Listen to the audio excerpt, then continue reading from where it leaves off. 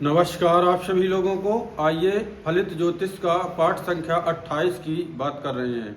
हमने आपको पूर्व में पाठों में जितने भी ज्योतिष के चैप्टर दिए हुए हैं तो अभी राशियों के गुण स्वरूप की ही चर्चाएं हुई हैं। अब इसमें हम इस पाठ में आपको भावों में जानकारी देंगे कि कौन सा भाव शुभ है, कौन सा अशुभ है और अन्य नामों से इन भावों को जानते हैं।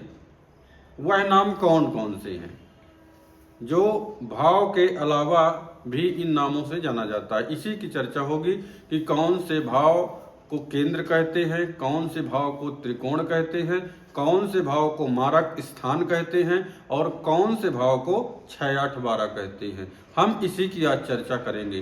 पूर्व के पाठ में हमने 12 भाव बना के आप लोगों को सारी जानकारी दी है, तो संक्षेप में आप भाव पत्रिका तो समझते ही हैं।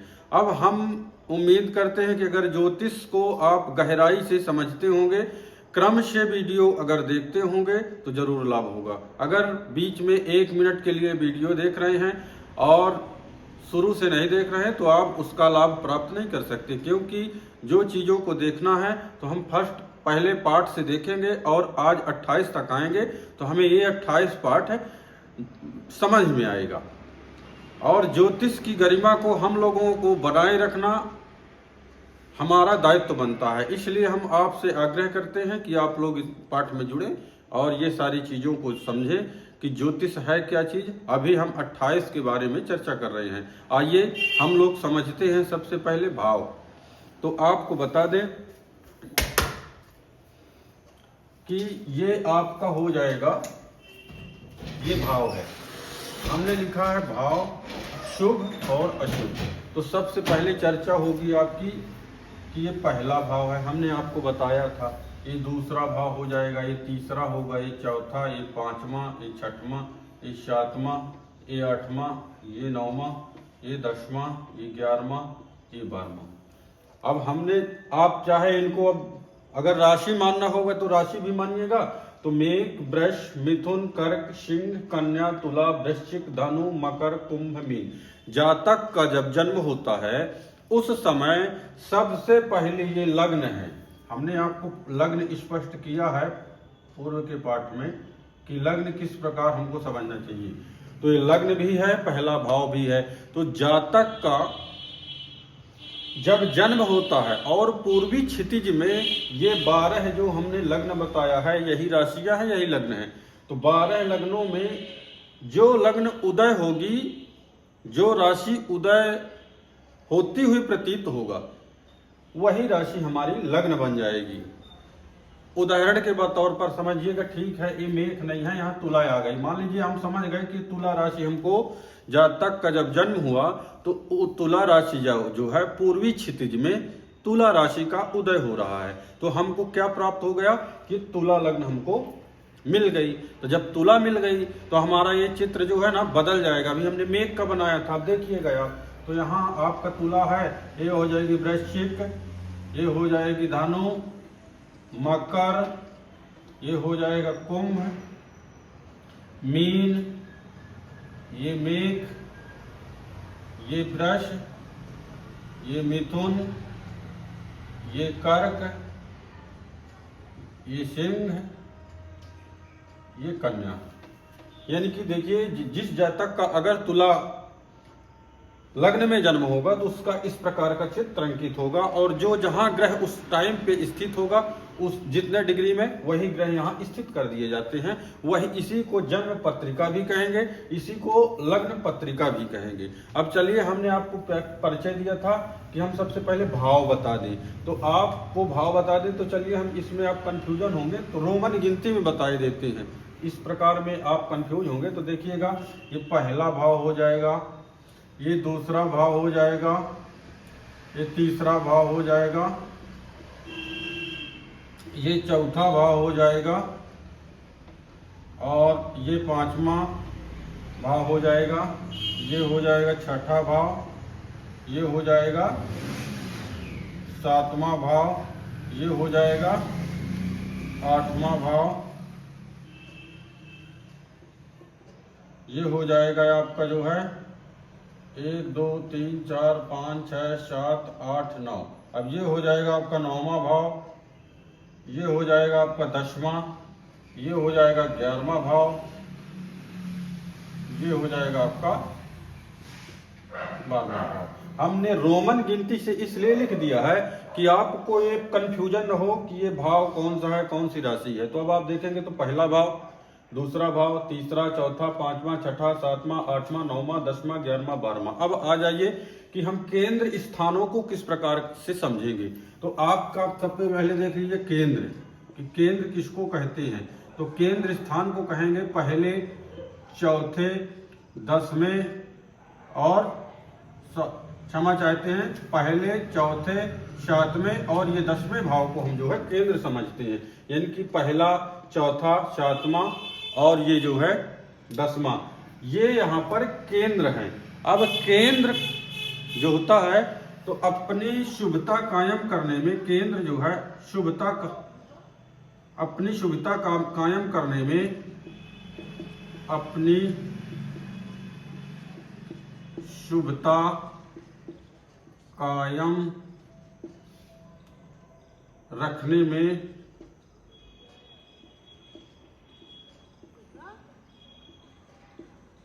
कभी कभी सक्षम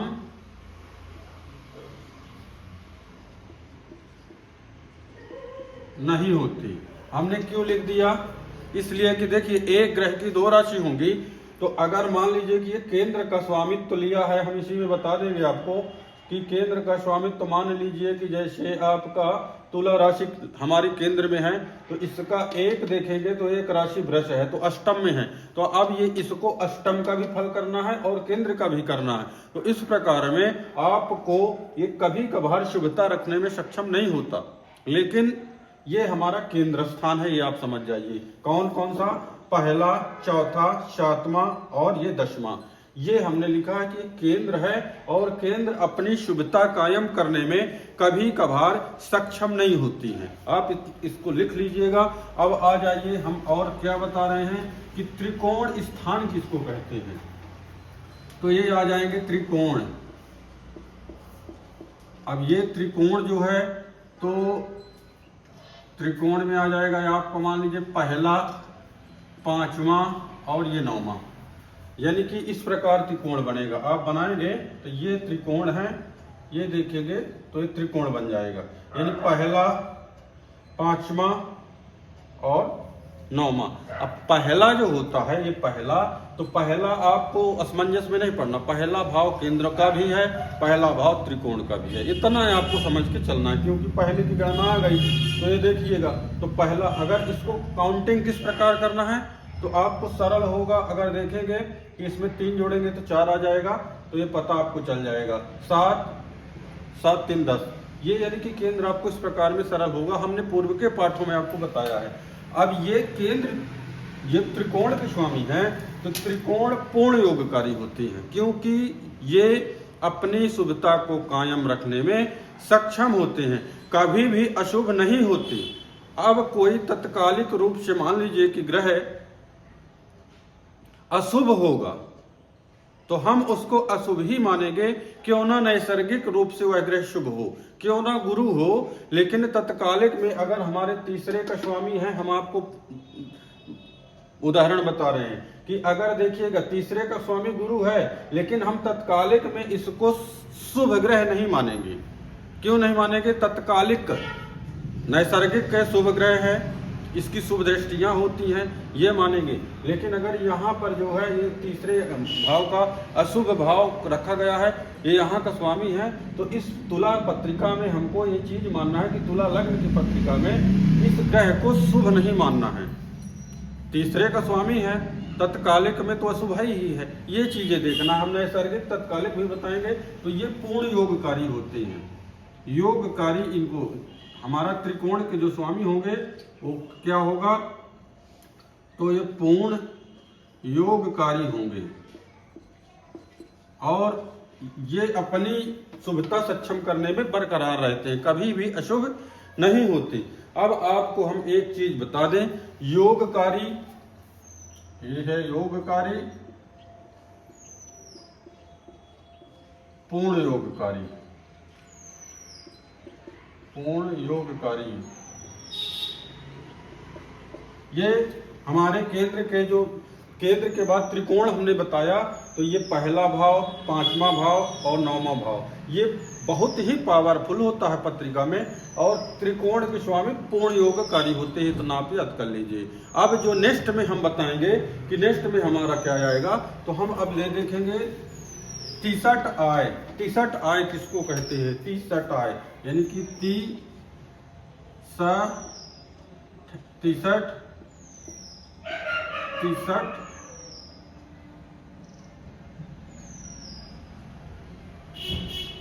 ये है 63 आय। अब 63 आय का मतलब जानते होंगे कि तीसरा, त्रिक स्थान है तीसरा, छठा, और ये आय हमको कहते हैं 11वें को। हम आपको पूर्व में सारी चीजें जब व्याख्या होगी इस श्लोकों की, तो सारी चीज आपको समझ में आएगी कि 63 आय पत्रिका में किसको कहते हैं। तो 63, तीसरा, छठा और 11वें को 63 आय कहते हैं, और ये कंटिन्यू अशुभ भाव में ही हम रखेंगे। तो ये हो जाएगा हमारा तीसरा, छठा, और ये आ जाएगा आपका 11वां। अब ये भाव ये अशुभ ही रहेंगे, ये अशुभ है, अशुभ ही रहेंगे। इनके स्वामी को हम कभी भी शुभ नहीं मानेंगे। किसको किसको? तीसरे, छठे और 11वें को, ये इनको हम कभी भी शुभ की श्रेणी में नहीं रखेंगे, ये आप ज्ञात कीजिएगा। अब इसके बाद आप आ जाइए कि इसके बाद जो है मारक स्थान किसको कहते हैं। तो ये हो जाएगा आपका मारक स्थान। हम आपको बता दें ये अशुभ भाव है, आपको हम टिक कर दें, जिसमें आप जो है ये आपका अशुभ भाव 3 ही है। अब इसमें आपको बता दें कि मारक स्थान किसको कहते हैं। तो मारक, ये मारक हो जाएगा दूसरा भाव और आपका 7वां भाव। अब मारक क्यों कहते हैं हम पूर्व के पाठ में बताएंगे आपको। अगर क्रमबद्ध तरीके से आप पढ़ते होंगे तो ये मारक स्थान हो जाएगा, ये और ये क्यों है मारक स्थान हम आपको पूर्व के पाठ में बताएंगे। इसके बाद देखिएगा तो 6, 8, 12। अब दुख स्थान किसको कहते हैं? ये दुख। अब दुख स्थान कहेंगे अपन 6, 8, 12 को। ये छठा, 8वां, ये 12वां। ये भाव, ये जो है छठा, 8वां और ये 12वां, ये दुख स्थान है। तो हमने आपको इतना बताया, आप भावों में समझे होंगे, इस पाठ को समझेंगे। आपको पूर्व के पाठ में हम बताएंगे कि क्या क्या चीजें आपको जो है इसके क्रमबद्ध तरीके से देंगे। आप चैनल पे बने रहिएगा, वीडियो देखते रहिएगा। जो समझ में नहीं आ रहा, आप लोग विद्वान हैं तो हमको कमेंट करके बताइएगा। कहीं ना कहीं भूल चूक अगर हो रही है तो हम उसको जो है अपने मैसेज द्वारा आप लोगों को जरूर जो है शंका का समाधान करेंगे। तब तक के लिए नमस्कार।